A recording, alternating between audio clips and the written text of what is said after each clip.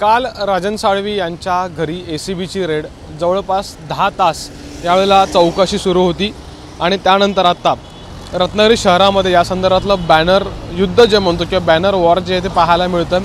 इथं रत्नागिरी शहरातल्या 2-3 ठिकाणी अशा प्रकारचे बॅनर लागलेले आहेत ज्यावरून थेट राजकीय विरोधकांना हा इशारा देण्याचा एकंदरीत प्रयत्न झालेला आहे। वाघ एकेला राजा बाकी खेळ माकडांचा असा संदेश या बॅनरवरती प्रिंट करण्यात आलेला आहे।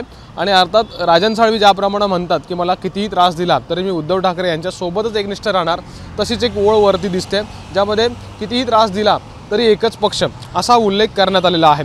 अर्थात राजन साळवी यांची काल एसीबी चौकशी त्यांच्या घरी एसीबीचे अधिकारी दाखल झाल्यानंतर 10 तास चौकशी झाली। काही कागदपत्र काही माहिती जी ती ताब्यात घेण्यात आली आणि त्यानंतर अर्थात वरिष्ठांशी बोलून आम्ही या संदर्भातली पुढील कारवाई करू असं एसीबीच्या अधिकाऱ्यांचं म्हणणं आहे। अर्थात त्याचमुळं पुढच्या ज्या गोष्टी आहेत त्या महत्त्वाच्या असणार आहेत।